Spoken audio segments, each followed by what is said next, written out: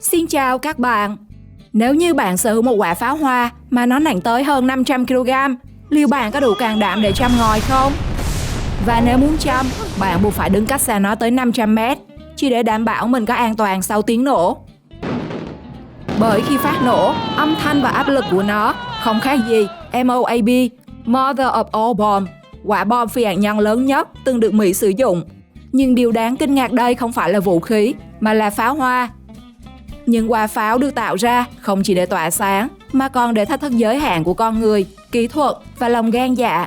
Trong video này, các bạn hãy cùng Thế giới hôm nay khám phá 10 quả pháo hoa khổng lồ nhất thế giới, có quả nặng tới 500 kg, để biết chúng khi phát nổ sẽ đáng sợ như thế nào.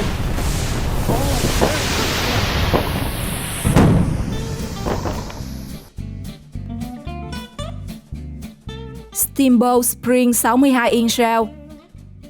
Đây là quả pháo hoa nặng nhất thế giới tính tới thời điểm hiện tại.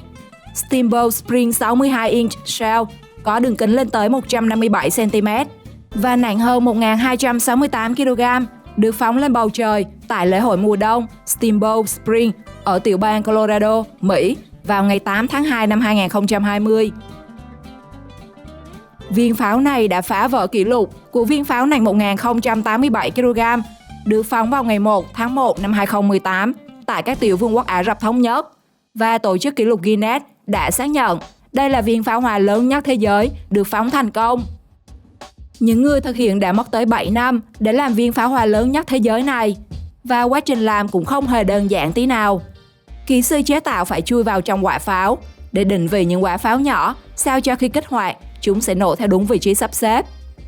Để phóng viên pháo hoa nặng gần 1,3 tấn, đội ngũ kỹ thuật đã sử dụng một súng pháo cao 8 mét, nặng tới 7 tấn, rồi chôn xuống đất sâu hàng chục mét để cố định, rồi di chuyển ra xa cả km và kích hoạt chúng. Quá trình phóng tốn cực kỳ nhiều chất nổ để đẩy quả pháo trọng lượng ngang một chiếc ô tô lên bầu trời. Viên pháo hoa được phóng lên trời với tốc độ lên tới 480 km/h. Nó bay lên độ cao khoảng 650 m rồi phát nổ. Đường kính khi nổ của pháo hoa được ghi nhận lên tới 1.500 đến 2.000 m. Chính vì kích thước siêu to khổng lồ này nên mọi người dân ở bang Colorado gần như đều xem được màn trình diễn khi nhìn lên bầu trời.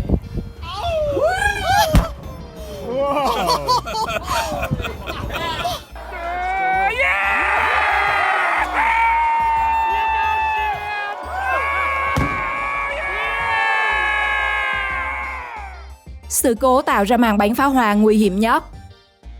Vào tối ngày 4 tháng 7 năm 2012, hàng trăm nghìn người dân và du khách đã đổ về vùng vịnh San Diego để chờ đón màn pháo hoa hoành tráng mừng Quốc khánh Hoa Kỳ mang tên Big Bay Boom.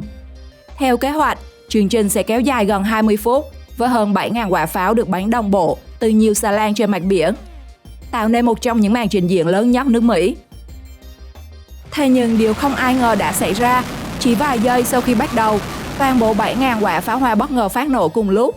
Thay vì nổ từng đợt theo dự tính, biến bầu trời đêm thành một khối ánh sáng rực rỡ nhưng hỗn loạn. Màn trình diễn dự kiến kéo dài hàng chục phút đã kết thúc chỉ trong vòng chưa đầy 30 giây, để lại sự ngỡ ngàng tột độ cho khán giả. Nguyên nhân được xác định là lỗi hệ thống điều khiển bằng máy tính, khiến tín hiệu kích nổ được gửi đồng loạt thay vì theo trình tự đã lập trình. Dù không có thương vong, sự cố này nhanh chóng lan truyền khắp Internet, trở thành một trong những tai nạn pháo hoa nổi tiếng nhất lịch sử.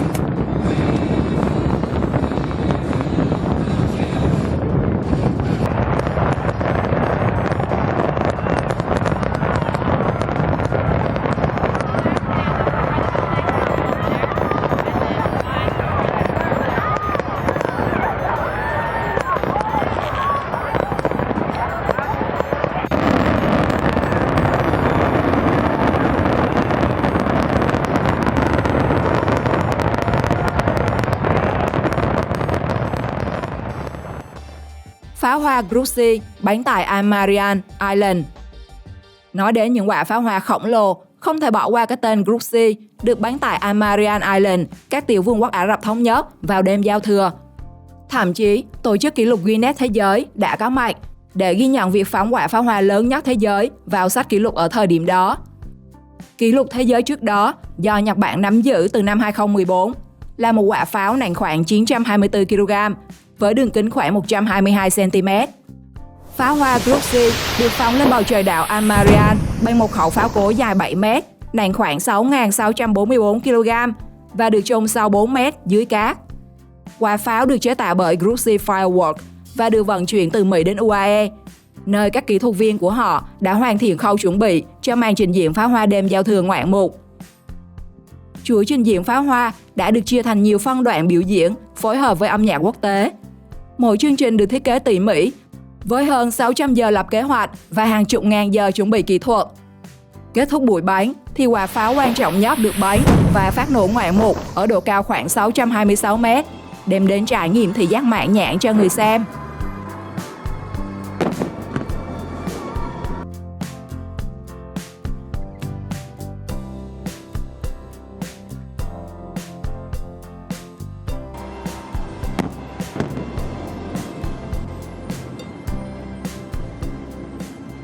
Quả pháo hoa Nagasaki.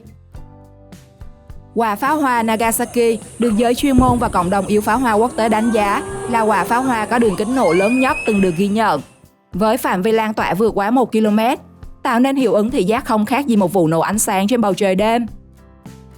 Khi phát nổ, nó bao trùm gần như toàn bộ không gian quan sát, khiến người xem có cảm giác bầu trời bị xé toạc bởi màu sắc và âm thanh. Một khoảnh khắc vừa choáng ngợp, vừa choáng váng. Điều làm nên giá trị đặc biệt của quả pháo này không chỉ nằm ở kích thước, mà còn ở quá trình chế tác thủ công cực kỳ công phu. Các nghệ nhân Nhật Bản đã mất hơn 3 tháng để hoàn thiện, với phần vỏ pháo được dán từng lớp giấy thủ công truyền thống. Thuốc pháo và màu sắc được cân chỉnh hoàn toàn bằng tay. Chỉ cần sai lệch nhỏ cũng có thể khiến quả pháo thất bại. Trong suốt quá trình, pháo phải trải qua nhiều lần phơi khô, kiểm tra và gia cố. Mỗi công đoạn đều có thời cả giám sát riêng. Khi được bắn lên bầu trời Nagasaki, quả pháo không chỉ tạo nên một kỷ lục, mà còn trở thành biểu tượng cho tinh thần cầu toàn và nghệ thuật pháo hoa đỉnh cao của Nhật Bản.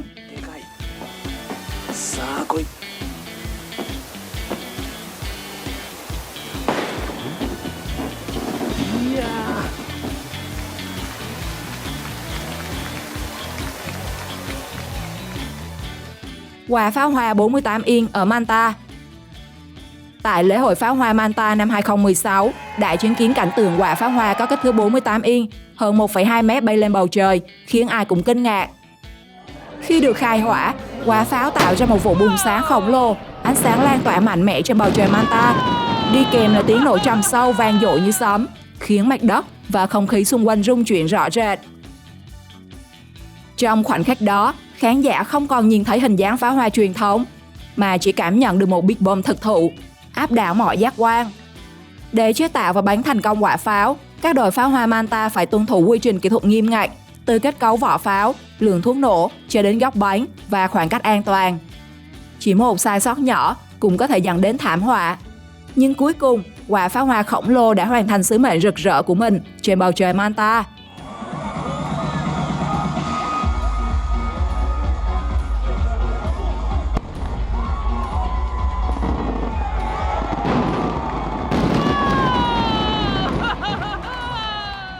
Quả pháo hoa 160.000 đô của MrBeast. Màn bắn pháo hoa cá nhân tốn kém nhất thế giới thuộc về MrBeast, khi anh chi ra 160.000 đô, khoảng 3,9 tỷ đồng, để được nhấn nút cho màn này. Ở lần bắn đầu tiên, tổng chi là 40.000 đô, khoảng gần 1 tỷ đồng. Dù pháo hoa nổ khá ấn tượng, nhưng cộng đồng mạng càng sốc hơn với màn đốt 160.000 đô trong vài giây. Thay vì bắn riêng lẻ từng viên pháo, MrBeast đã gộp tất cả thành một và cho nổ tung chúng bằng một cú nhấn nút. Quả pháo 160.000 đô này không phải chỉ là một món đồ phóng lửa bình thường. Nó được thiết kế cực lớn và có hiệu ứng bùng nổ mạnh mẽ. Khi phát nổ, màn pháo hoa này tạo ra vụ nổ rực rỡ trên bầu trời, lan tỏa ánh sáng và âm thanh cực kỳ mãnh liệt, khiến những ai chứng kiến mô tả nó như lớn nhất từng thấy. Mục đích của màn bắn pháo hoa này với MrBeast không chỉ là tạo ra một cảnh tượng ấn tượng, mà nhằm chứng minh cho phong cách sản xuất nội dung cực kỳ hoành tráng, nơi anh sẵn sàng đầu tư số tiền khổng lồ để mang đến trải nghiệm động nhất cho người xem.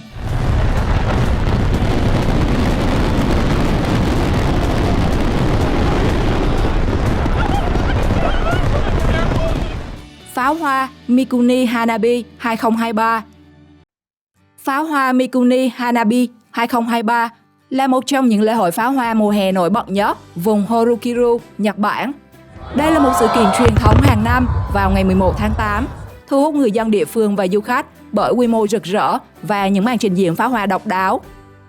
Điểm hấp dẫn lớn nhất của Mikuni Hanabi 2023 là hơn 15.000 quả pháo hoa được bắn lên bầu trời, tạo nên các kiểu hoa lửa đủ màu sắc và hầu như quả pháo nào cũng khổng lồ, tạo nên những hình cầu rực rỡ. Đến các màn trình diễn pháo đồng bộ, phối hợp nhịp điệu. Những khoảnh khắc này khiến bầu trời đêm trở nên sống động, khiến khán giả không thể rời mắt. Không chỉ có những quả pháo bay cao nổ to, những quả pháo hoa dưới nước cũng làm nên thương hiệu riêng của ngày hội. Các thợ pháo ném pháo trực tiếp từ thuyền xuống mặt biển, tạo nên những hình nửa vòng ánh sáng phản chiếu lung linh trên mặt nước. Trong đó, quả kết thúc dù ở dưới đất, nhưng kích thước nổ phát sáng lên tới hàng ngàn mét, đã tạo nên một trải nghiệm thị giác không thể tưởng tượng nổi.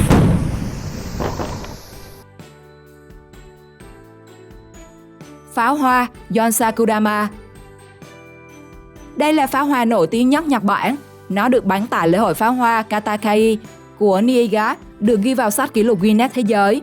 Pháo hoa Yonsakudama được xem là một trong những loại pháo hoa độc đáo và ấn tượng bậc nhất của Nhật Bản, đại diện cho đỉnh cao của nghệ thuật pháo hoa truyền thống. Điểm đặc biệt đầu tiên của Yonsakudama nằm ở kích thước khổng lồ.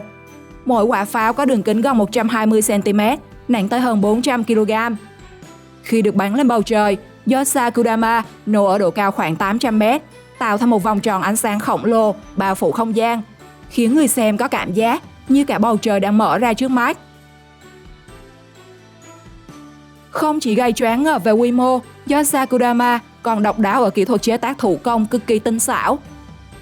Mỗi quả pháo được các nghệ nhân tạo nên từ hàng chục nghìn viên thuốc pháo nhỏ, sắp xếp chính xác tuyệt đối để khi nổ tạo thành hình cầu hoàn hảo.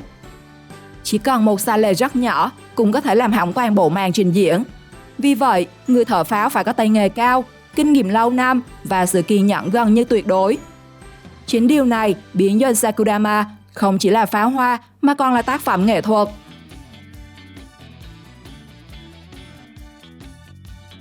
Quả pháo hoa nào theo bạn là lớn nhất và nổ đẹp nhất? Comment câu trả lời cho mình biết trong phần bình luận nhé. Xin chào và hẹn gặp lại!